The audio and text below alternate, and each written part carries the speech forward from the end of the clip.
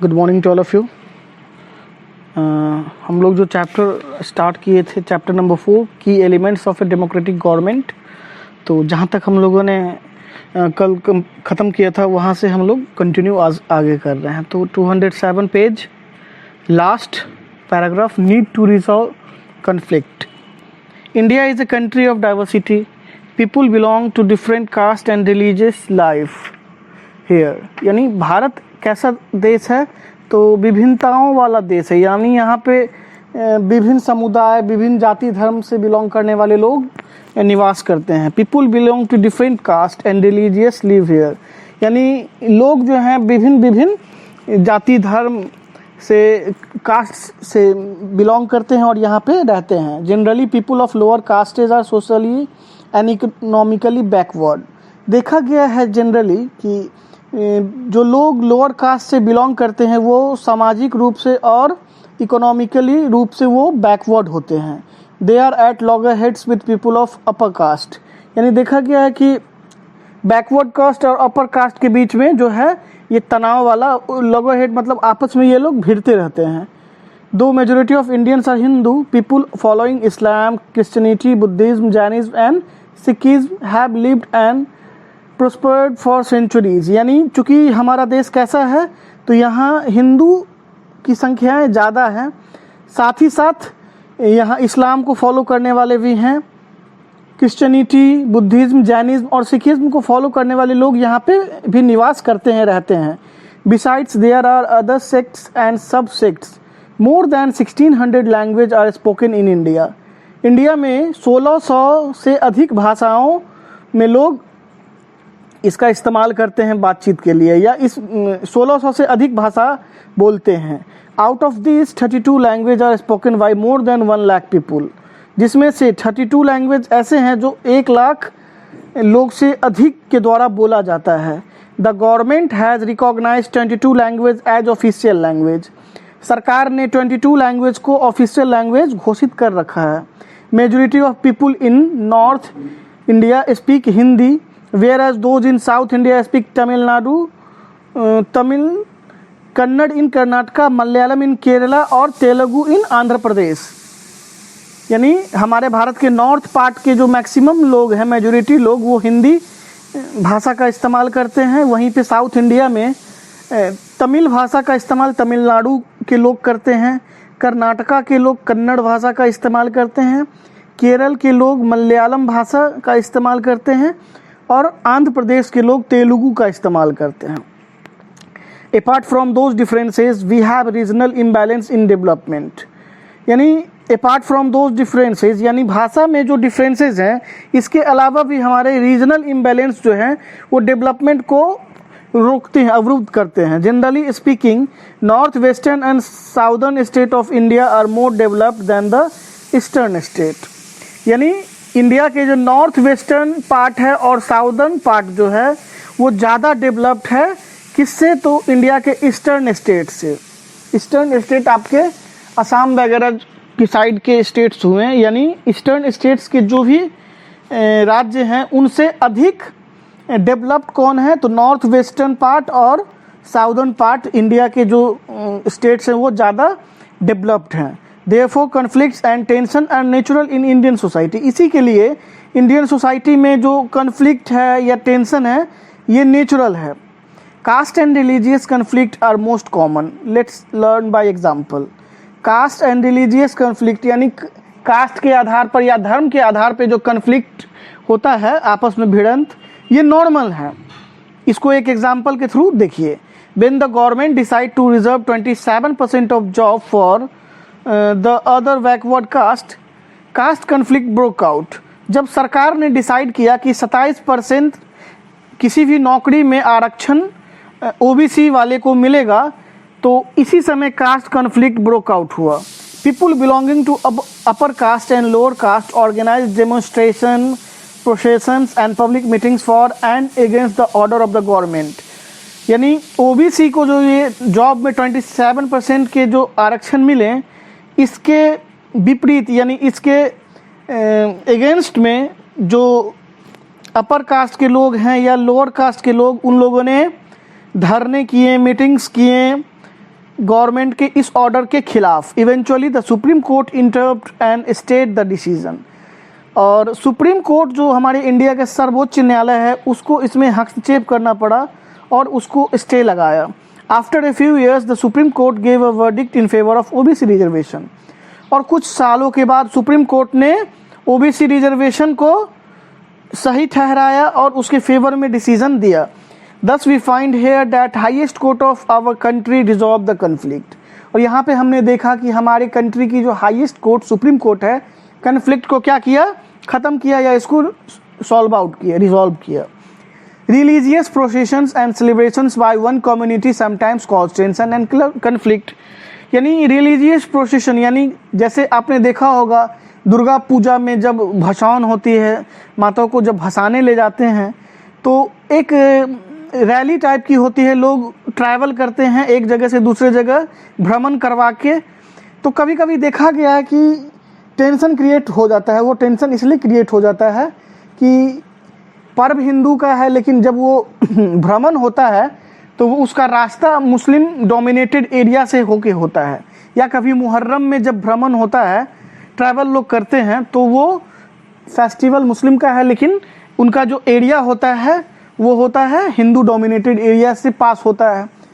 तो कोई विवाद ना हो इसके लिए जब भी ऐसा ओकेज़न आता है तो वहाँ के लोकल अथॉरिटीज़ जो पुलिस प्रशासन होती है वो वहाँ के बूढ़े बुजुर्ग जवान सबको बैठा के मीटिंग ऑर्गेनाइज करवाते हैं और इन गंभीर मुद्दों पे बात करते हैं और उनको समझाते हैं जो वो मतलब आपस में ये लड़ाई झगड़ा ना करें, या अगर उनकी ही कुछ रैलियां अगर उनके एरिया से होके जा रही है तो इसमें कोई उपद्रव नहीं होना चाहिए।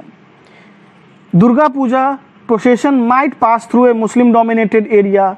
मुहर्रम प्रोसेस और tazia might process through Hindu dominated area.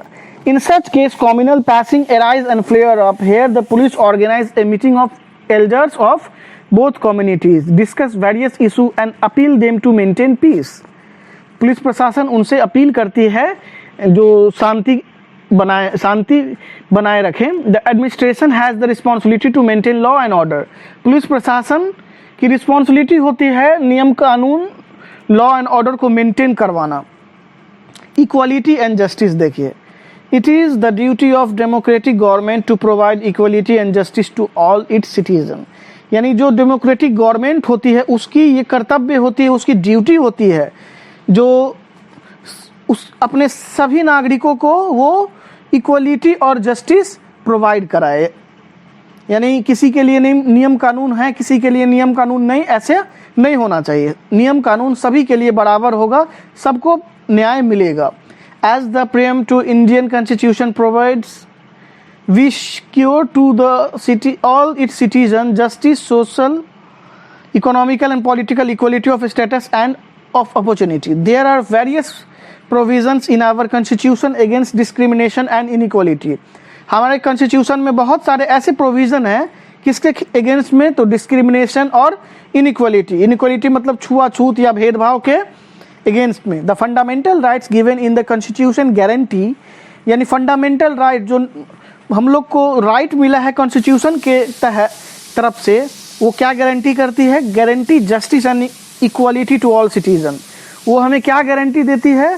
Justice और इक्वालिटी टू ऑल सिटीजन, यानी सभी नागरिकों को समानता और justice. As we know, untouchability is now abolished। जैसा कि हम लोग जानते हैं कि छुआछूत अब हमारे समाज से अब खत्म हो चुका है। Any discrimination or even a derogatory comment against Dalit is a punishable offense। हम किसी दलित के बारे में कुछ उसको अपशब्द नहीं बोल सकते हैं। अगर ऐसा हम बोलेंगे तो वो हमारे लिए क्या है? पनिशेबल ऑफेंस है, हमें इसके लिए सजा मिलेगी। Doctor B.R. Ambedkar, the chief brain behind the Indian constitution, had himself faced shocking discrimination. He realized the necessity of giving social justice. All citizens are equal in the eye of law। यानी doctor Bhimrao Ambedkar जो constitution जो हमारा India का बना उसके वो क्या थे? कर्ता धर्ता थे, उनका मेन ब्रेन उन्हीं का था। तो उन्होंने देखा जो डिस्क्रिमिनेशन जो हमारे समाज में हो रहा है, भेदभाव हो रहा है, एक ऐसा नियम कानून कॉन्स्टिट्यूशन बनाए जिससे ये चीज़ खत्म हो जाए, सभी को समानता मिले। All citizens are equal in the eye of law, मतलब लॉ, कानून के नज़र में जितने भी सिटीजन है वो सब बराबर है। Law gives equal protection to all without any discrimination, law जो है सभी को इक्वल प्रोटेक्शन देती है बिना किसी जातिगत भेदभाव या किसी के वो किस जाति का है, किस रंग रूप का है, इसका बिना देखे उसको क्या मिलता है, प्रोटेक्शन मिलता है। कौन सा प्रोटेक्शन? तो लॉ गिव्स इक्वल प्रोटेक्शन, यानी कानूनी प्रोटेक्शन उसे मिलता है। The constitution has abolished all titles like sir, Rai Bahadur etc that we conferred during the British rule, यानी अंग्रेज जिस समय शासन हम पे कर रहे थे तो उस समय अंग्रेज शासन कुछ टाइटल्स देते थे, जैसे कि सर लगता था किसी के नाम में या राय बहादुर लगता था, यानी इसका मतलब है जिसके नाम में भी ये लगता था उस ज़माने में उसे और लोगों से ज़्यादा इम्पोर्टेंस मिलती थी। तो ये चीज़ जो है हमारे कॉन्स्टिट्यूशन बनने के बाद इसे ख़त्म कर दिया गया। There is discrimination against girls and women in our society, एक और भेदभाव होता है हमारे सोसाइटी में, वो महिलाएं और गर्ल्स इसका खामियाजा भुगतती हैं। Parents Dzire the birth of male child more than that of a female child, जब भी कोई माँ गर्भवती होती हैं तो जो उनके घर के लोग होते हैं उनका अंदरूनी इच्छा होता है कि लड़की पैदा ना हो, लड़का पैदा हो। This is called gender discrimination, और इसी डिस्क्रिमिनेशन को हम जेंडर डिस्क्रिमिनेशन बोलते हैं। The government has enacted various law to give justice and equality to women, और इसी के लिए गवर्नमेंट ने विभिन्न नियम कानून बनाए हैं महिलाओं को उचित सम्मान और उनको समाज में एक ऊंचा स्थान देने के लिए। They have been provided 33% of seats in panchayat post, panchayat में जो भी पोस्ट होते हैं या जो भी इलेक्शंस होते हैं तो उनमें 33% जो है उनको क्या मिलता है, आरक्षण मिलता है। There are laws to stop the practice of dowry, नियम कानून आ गए जिससे जो दहेज प्रथा होती थी, दहेज के लिए जो महिलाओं का शोषण होता था, उनकी हत्याएं होती थी, तो दहेज प्रथा आने से इस चीज़ को रोका जा सका। Recently women have been given the right of inheritance in their parents property, और अभी हाल फिलहाल में एक ऐसा नियम पारित हुआ है जिसमें पिता के संपत्ति में बेटी का भी शेयर निर्धारित किया गया है। The government is considering to reserve a fix percentage of seats for women in parliament, और गवर्नमेंट ने पार्लियामेंट में भी एक फिक्स्ड पोजीशन रिजर्व कर दिया, किसके लिए? फिक्स परसेंटेज रिजर्व कर दिया महिलाओं के लिए।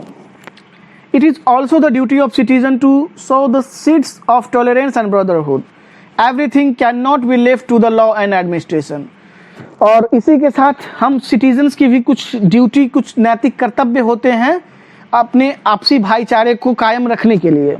सब चीज़ नियम कानून या सब चीज़ सरकार के भरोसे हम नहीं रह सकते हैं। Everything can not be left to the law and administration, it is our responsibility, ये हमारा रिस्पॉन्सिबिलिटी होता है to see that caste and religious conflict did not rise, ये हमारी कर्तव्य है, हमारी रिस्पॉन्सिबिलिटी होती है कि किसी को जाति रूप से या कास्ट के रूप से जो भी कन्फ्लिक्ट होता है, झगड़ा लड़ाई होता है, ऐसा नहीं हो। ठीक है, तो हमारा ये चैप्टर ख़त्म हो गया है। अब आप लोग हैं इस चैप्टर को अच्छे से रीड करेंगे, पढ़ेंगे, उसके बाद फिर से जो शॉर्ट क्वेश्चंस हैं, मल्टीपल चॉइस क्वेश्चन हुए या आपकी ट्रू फॉल्स हो गए या वेरी शॉर्ट आंसर हो गए, ये आप लोग बिल्कुल छोटे छोटे हैं, चैप्टर एक बार अच्छे से पढ़ लेंगे तो अच्छे से बन जाएंगे। तो बाकी फिर हम मंडे को टेस्ट ले रहे हैं आपका, मंडे को टेस्ट है गूगल क्लासरूम में जिसमें चैप्टर आप